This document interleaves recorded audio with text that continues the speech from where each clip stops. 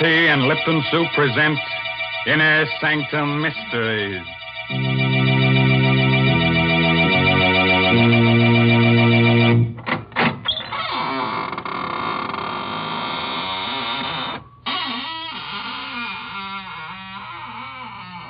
Good evening, friends of the Inner Sanctum. This is Raymond, your host, at the squeaking door. Come in, won't you? Well, you're shivering. Cold? Oh. Well, don't let it throw you. Just remember that many are cold, but few are frozen. Well, our story, to be different tonight, is about murder. Murder and a clock. So, if you've got a little time to kill, let's do it now, huh? Why, Mr. Raymond, nobody can really kill time. Well, maybe not, but you certainly can frighten it. Didn't you ever hear of an alarmed clock? Mr. Raymond, someday you're going to choke on one of those puns. And won't that be nice, Mary? Then you can revive me with guess what, Lipton tea. Oh, dear. Must this go on week after week? Why must I talk to the only person in the world who doesn't know the proper uses of Lipton tea? Oh, don't say that. It isn't used to revive people. At least not in the way you mean it. Of course, lots of folks do find that Lipton's makes the day seem brighter. Yes, it sort of helps them through their housework to sit down now and then between meals, as well as at dinner and supper, and enjoy a cup of Lipton tea. And the reason why Lipton's is so satisfying is because of that one little word, brisk. B-R-I-S-K. Tea experts say that Lipton's has a brisk flavor, which means that it always tastes tangy and bracing. It's never flat or wishy-washy. So folks ask for Lipton tea at your grocer's. You just don't know how good tea can be till you've tried Lipton's. Yes, and when you leave the grocer, step next door to the clockmaker's shop and ask him for the Judas clock. If he doesn't have it on hand, just ask him to give you the works. Yes, the title of tonight's story is The Judas Clock. It's an original radio play by that old clock watcher, Christopher Mayo. Our star is Barry Kroger, who plays the role of Sebastian Packer. I'm a clockmaker.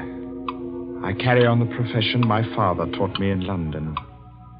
I like clocks, all that is but one. For 30 years, I've looked for a certain clock and a certain man. The clock is known to collectors as the Judas clock. The man I swore to kill when, as a boy of 14, I closed my father's glazing eyes and wiped the froth of blood from his lips. Last night, I found the Judas clock. Tonight, I may have found the man. I'm told you're an expert clock repairman, Mr. Packer, madam. Well, yes, I suppose I am. Well, I have a clock. Rather, my husband has, and it hasn't run for years. Would you have a look at it? Well, can't you bring it in? Oh, heavens, no. It weighs 500 pounds. Oh. One of those huge marble things. Italian Renaissance, I'd say. Marble? Italian? Well, can you describe it further? Well, it's rather unusual. Black marble. Heavily carved with biblical characters. The ivory face has a beautifully etched scene on it. But it's a gruesome one. Gruesome? What kind of a scene? It's a picture of a man hanging from a tree. Judas. His face is positively ghastly. The Judas clock. I knew without seeing it why the clock wouldn't run. It had been built in Italy for a prince of the House of Savoy in 1598. He conceived the idea when he discovered that his family's treasures included the 30 pieces of silver of Judas Iscariot. The clock was made to run only when the 30 silver coins of Judas were in place in the clock's hollow weights. 15 in each weight, and the coins had been in my possession since the day of my father's death. Somewhere inside me, that clock still beats its deep-throated song, and I have but to close my eyes to hear again my father's voice. It's an evil clock, son, as evil as Satan himself. And It's cursed. There is a legend that every man who has owned it has died a violent and bloody death. Well, Mr. Packer, can you fix it? Oh, I'm sorry. I was daydreaming. Well, yes. Does Mr. Arnold. Arnold. Does Mr. Arnold know that you're having the clock repaired? No. We've only been married a few weeks, and I'd like to have it working when he comes back to town tomorrow. Sort of a surprise. Yes, I see. Well, I'll be there in half an hour, Mrs. Arnold.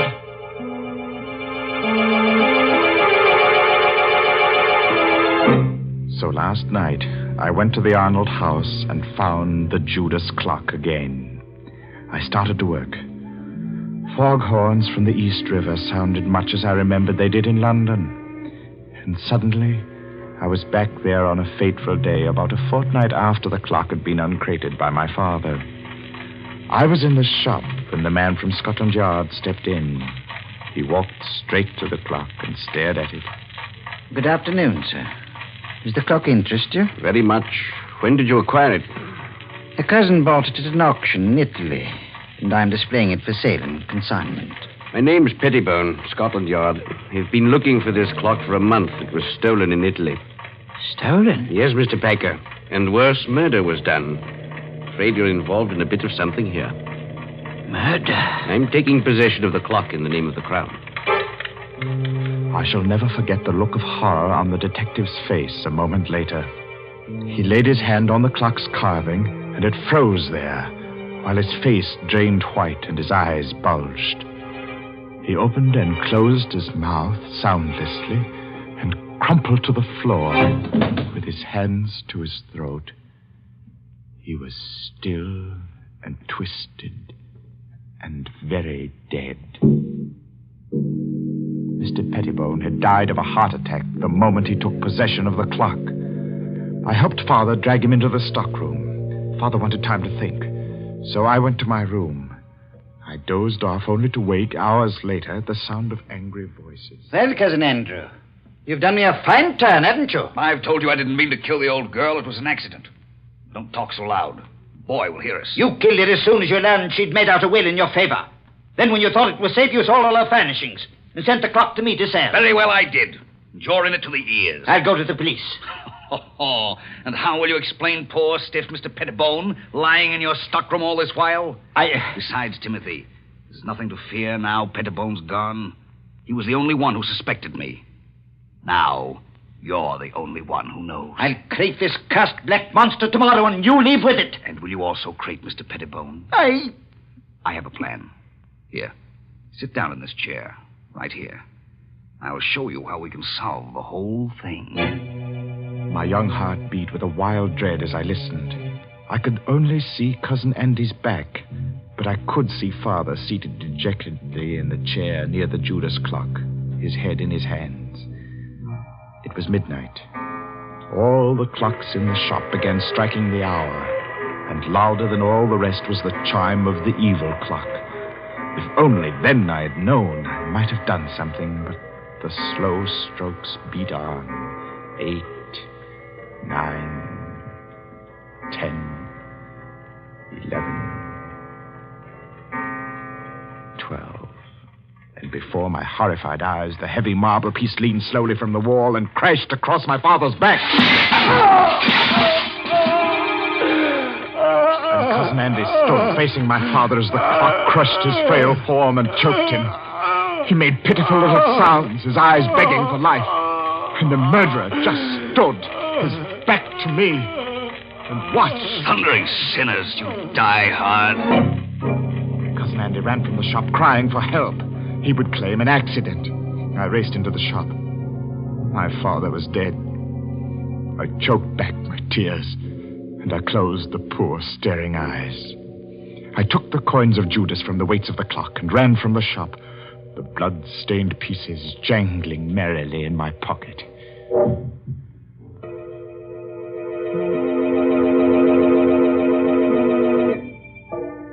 Armed with the notion that the coins were of value, and the definite notion that I must eat, I approached one of the many dingy little curio shops in the Limehouse district. I stepped through the fog toward a shop where a dim light burned in the rear. Every inch of wall and ceiling was hung with curios. Old armor, swords, and shields. I would have run out, but a weazened, apish man barked at me from the rear. Well, what you want? I have something to sell. What you got? I have the 30 pieces of silver that belong to Judas Iscariot. I'll twist this scrawny neck off you. Pulling me leg, eh? Oh, no, sir, I'm not pulling your legs, sir. Here they are. Blimey. Silver, right enough. Where'd you cop him? Oh, I didn't steal them, sir. They belong to my father. A likely tale, that. Will you buy them? Buy him, he says. Buy him. Get out of here before I cause a bobby, you scamp. Get out! Oh, no, give me my coins. Get out or I'll come about and fetch you a sound one. The ugly brute came toward me. He held my coins, clutched in a tight, hairy fist. Before I could move, he had struck me. And I hit the wall with a clatter. And then it happened again. For the second time that night, the curse of the Judas clock struck. As I hit the wall, my eye caught a metallic glint above, and a heavy object dropped from the ceiling. The man was about to strike me again when the object struck his head. And remained part of him. He fell. His skull split in two by a hangman's axe. I clamped my mouth on a cry and pried the man's fist open. The fresh blood made it hard, but I recovered the coins. And I stumbled in panic through the shop and out into the night. And the fog of London never swallowed a more frightened and lonely boy.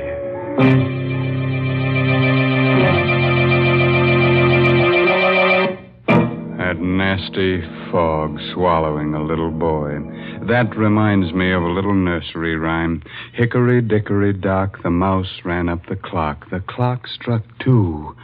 Look out, it might strike you. Heavens, I'm glad I don't own that terrible clock. Oh, don't say that, Mary. Just think if you had the Judas clock, then time wouldn't hang heavily on you. No, it would fall on you. Well, if it did fall and you rescued me, wouldn't that make you a time saver? Well, split my sides with an axe if Mary didn't make with a joke. Well, a very little one, Mr. Raymond. That's true. But seriously, I do have something to say about a time saver. And I'm thinking about Lipton tea. You know, Lipton's is such a handy beverage. It takes so little time to prepare, and it's always so welcome. Yes, its famous brisk flavor makes it enjoyable, not just at your own meal times, but between meals and whenever folks drop in for a visit. That's why it's a good idea to buy Lipton's in the larger, more economical size packages. That's right. The larger packages are much thriftier. So you see, it's wise to keep on hand a really good supply of that brisk-flavored Lipton tea. Oh, sure, it'll come in handy to warm up the chills you get from these inner sanctum stories. And, brother, you're going to shiver plenty with Barry Kroger as Sebastian Packer as this story goes on about the Judas clock. I hadn't touched those horrible coins of Judas Iscariot since the day the storekeeper was killed. By now, I half believed the legend that death followed them. I began to feel that the only way I could escape their curse was to find the Judas clock and put the coins back in its weights where they belonged. One day, as I read the notices in the Times, my heart skipped a beat. It said, auction of clocks. At Chopin Place, auction room, Saturday at 7. Rare items, one of them fine Italian Renaissance piece of black marble. Rare treat for collectors. Come early. Interested in something, young man? Oh, why, yes. Well, that is nothing in particular. Just looking at these splendid pieces. I thought I might stay for the auction. Look about. Auction won't start for a bit yet. I sauntered toward the black clock. My hand had scooped all the coins from my pocket. I would have to work fast and noiselessly. My sweating fingers began to unscrew the small cover on one of the weights. I would soon have the coins put back. Just I thought. No. What have you got in your hand there? Let's have a look. No, nothing at all. I was just examining. Examining my foot? You've got a flock of coins there. You must have taken them from somewhere in the clock. Here. No, give them to me. Sometimes when things happen quickly, the mind retains details that would otherwise escape notice. As the men and I struggled, I dropped the clock's weight. It hit a short, round bit of metal directly below it. The man had a vice-like grip on my clenched hand. Blasted little wretch! No! I'll wrench your hand off for you! I heard a whirring sound within the clock, and before my horrified eyes, the supporting panel at the front of the clock's base slowly lifted on hinges. The clock was off balance and began to fall forward. I screamed a warning. Look out!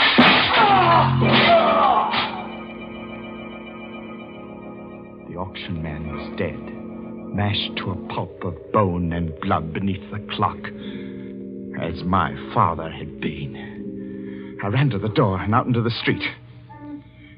I was right back where I'd started. Only now I knew that my father had been murdered by Cousin Andy.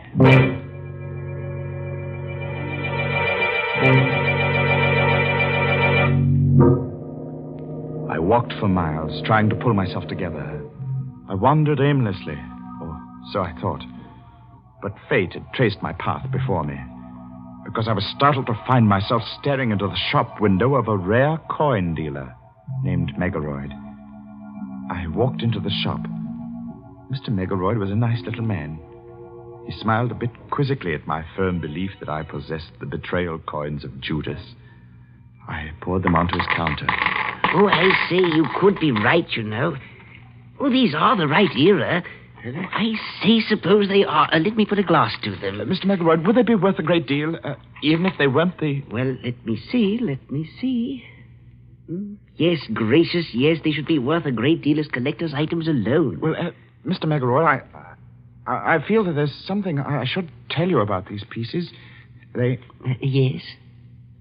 Oh, it's not important. Oh, well, now, just a moment. I have a catalogue on this here in my show window. I'll fidget just a jiffy. The coins lay on the counter. I watched Mr. Megaroyd run down the aisle. As he approached the display window, his foot caught in an electric wire which lay across the floor. The lights went out, and I saw him pitch forward and... Ah! Mr. Megaroyd! Mr. Megaroyd!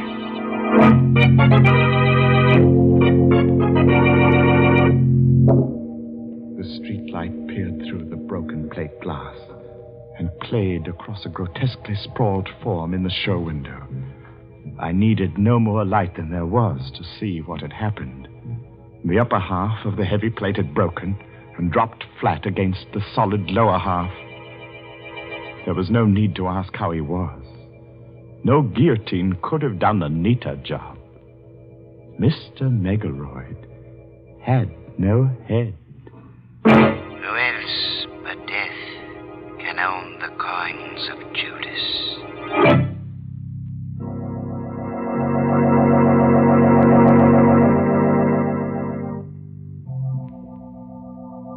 Tonight, I shall find out if Mr. Arnold is Cousin Andrew. If he is, I shall feel no remorse in killing him tonight. Because while working to repair the Judas clock last night, I discovered how my father's accidental death had been well-conceived, diabolic murder.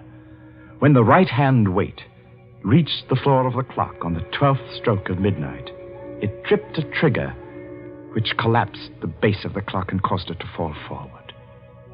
My father had died on the 12th stroke of midnight. Have you finished, Mr. Packer? No, Mrs. Arnold. I shall have to come back tomorrow night. What time do you expect Mr. Arnold tomorrow? About 11, I'd say. Will you be finished by then? Well, I think so. I'll have to take these weights to the shop with me, though. Something has to be added to them. Well, of course, Mr. Packer. Mr. Arnold will be so surprised to see the clock running, won't he? He'll be very surprised, Mrs. Arnold.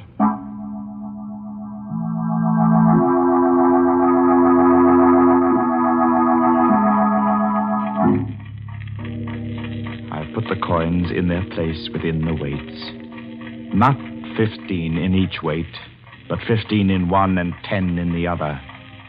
The other 5 coins are in my pocket. In another pocket, I have a small 38, although I don't plan to use it.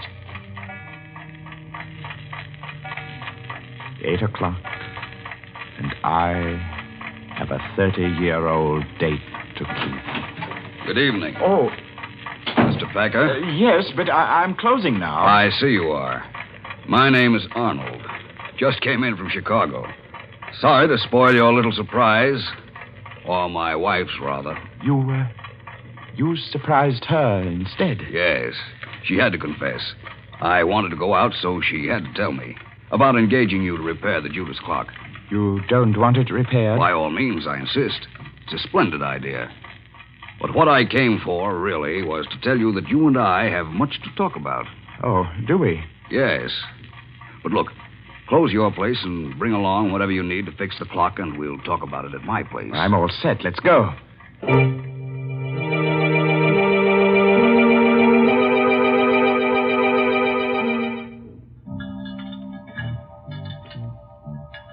Think you'll have it fixed in time to strike midnight? Oh, yes. Yes, it will strike at midnight. Yes. Well, there we are, Mr. Arnold. Weights are in place. Let's see. It's exactly 10 minutes before midnight. Set the hands. And just a little shove on the pendulum. So. And the Judas clock ticks again. It's an evil clock, son. Evil as Satan himself.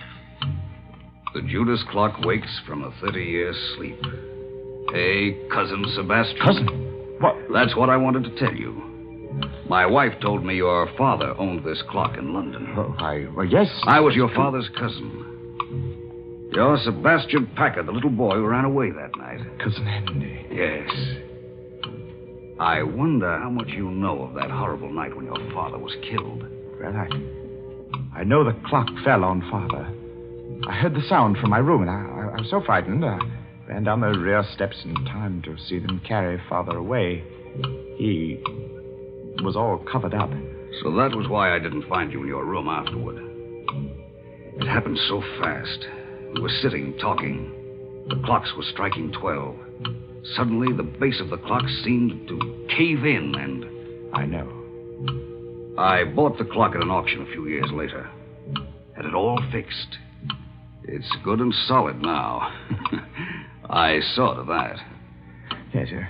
Well, I suppose I'll run along now, Cousin Andy. Nonsense. Let's make up for lost time and get acquainted. Well... Come now. I have some fine old port from England here. About... Sit down a while. No, not that chair. No? This one's a lot more comfortable. It's a funny thing. When you work with clocks, as long as I have, you get to philosophizing about time. That's so. How? Well, here I sit by the big clock, just as my father sat 30 years ago. You know how many seconds ago that was, Cousin Andy? No. Do you? Well, 315,360,000 seconds in 10 years. That'd be 9,460,800,000 seconds in 30 years. You've got quite a mechanical mind, Sebastian. Here, try this port. Thank you. Here's to Father.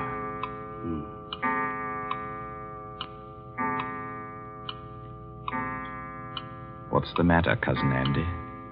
Are you ill? No. Your face is quite drawn, gray. Shut up.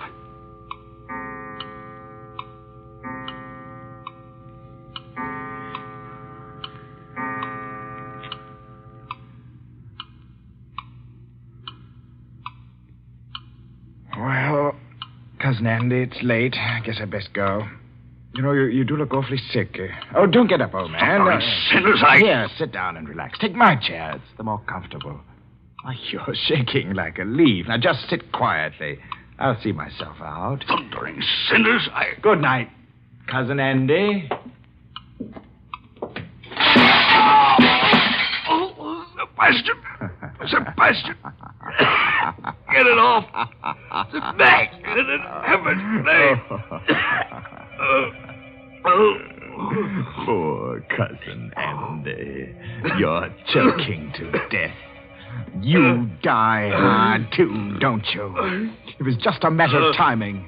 I set the hand a minute fast and the weight didn't touch your clever little spring device till just now because it's lighter by 5 pieces of cursed Judas money.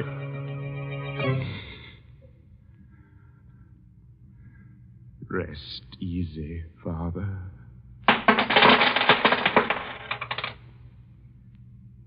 And he cast down the pieces of silver in the temple and departed and went and hanged himself.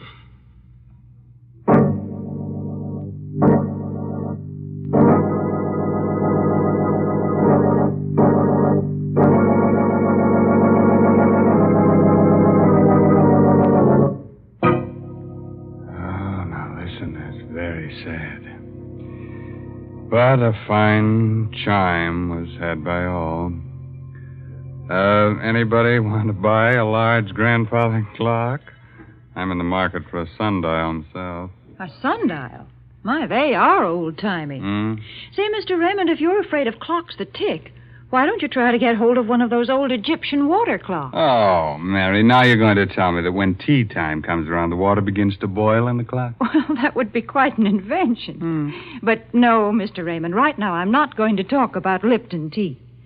Instead, I'm going to tell our listeners about an important job that lies ahead. A fight that's far from finished. Yes, the battle for Japan. Our government says that this Pacific War will be one of the most bitter and difficult in history. Never before has a nation fought so far away from its own shores. And to support this fight, we at home must work even harder at our home front activities. We must keep on buying more and more bonds, and we must hold on to them. And above all, we must stay on our war job until the job in the Pacific is over.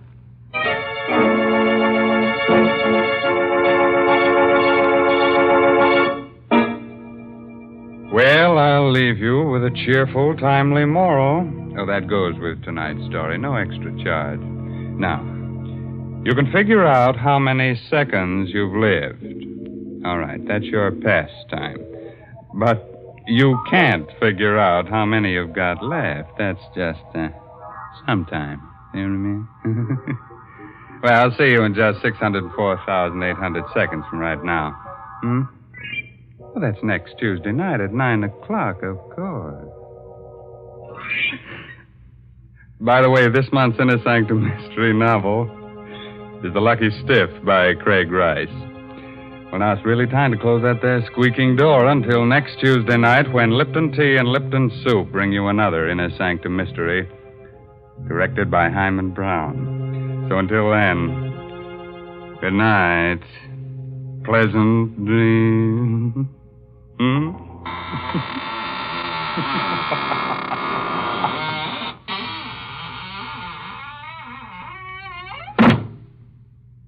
Folks, if you'd like to give the boys overseas a real taste of home, then why not include a package or two of Lipton's Noodle Soup Mix the next time you send them a box of food? Yes, Lipton's has the same homemade, chickeny taste as the soup you make right in your own kitchen. That's why it's a thoughtful, welcome little gift to send Lipton's. And as you know yourself, Lipton's Noodle Soup makes a grand snack. So remember, send a package or two to your boy. And remember to tune in next Tuesday night for another Inner Sanctum mystery. This is CBS, the Columbia Broadcasting System.